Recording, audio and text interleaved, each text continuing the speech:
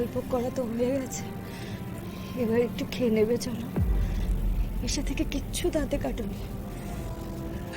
আমার ছেলেটা ওখানে না খেয়ে বসে আছে।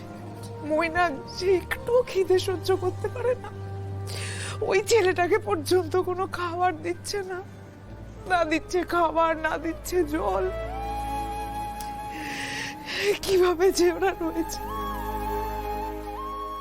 আমার গলা দিয়ে খাবার নামবে না রে।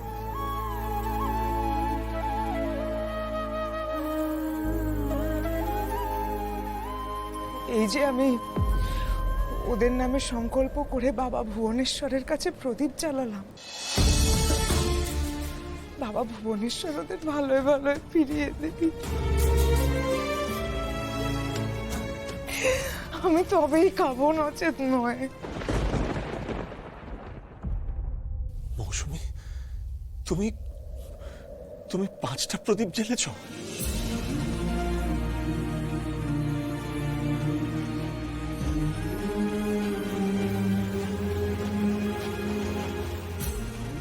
মা, তুমি পারুলের নামে সংকল্প করেছো? তবে কি করব, ওই মেয়েই যে বিপদ ডেকে এনেছে।